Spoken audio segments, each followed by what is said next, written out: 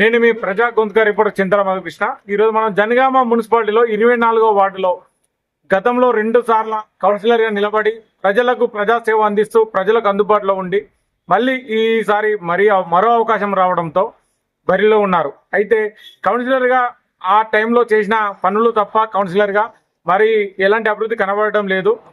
మేము మళ్ళీ గెలిస్తే ఈ వాటిని మార్పులు చేర్పులు చేయగలుగుతాము, అభివృద్ధి చేస్తాం.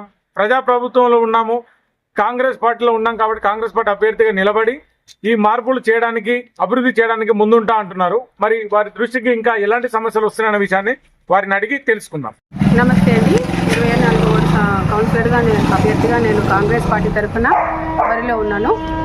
ఈ వార్డుకు సమస్యలు వచ్చేసి సీసీ రోడ్లు కానీ, డ్రైనేజీ కానీ, పవర్ కానీ ఏది అభివృద్ధి కాలేదండి. చాలా అస్తవ్యస్తంగా ఉంది.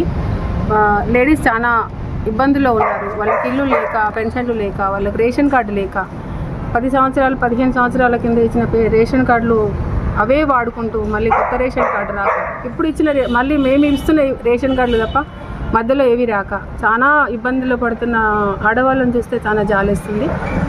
కాబట్టి అవన్నీ వాళ్ళకు నేను ఇప్పుడు అధికారంలో ఉన్న పార్టీ తరఫున నేను బరిలో ఉన్నాను కాబట్టి అవన్నీ ఇస్తానని హామీ ఇస్తూ కంపల్సరీ నెరవేరుస్తానని ధైర్యంతో ముందుకు వెళ్తున్నానండి.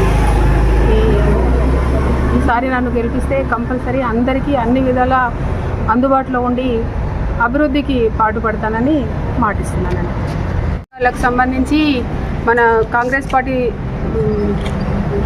ఇస్తున్న ఇందిరమ్మ ఇల్లులు కానీ, ఇందిరమ్మ లోన్లు కానీ, వాళ్ళకు 50 గజాల ఇల్లు ఉన్నా కూడా పేదవాళ్ళకు అంతకంటే మించి లేదండి. వాళ్ళకు కూడా 5 లక్షల లోన్ ఇప్పించి వాళ్ళకు సహాయపడతానని, అసలు ఇల్లు కూడా లేదు, ఆ 50 గజాల ఇల్లు కూడా లేదు అన్న వాళ్ళకి ఇల్లులు కూడా ఇప్పిస్తానని హామీ ఇస్తున్నానండి ఈ సందర్భంగా.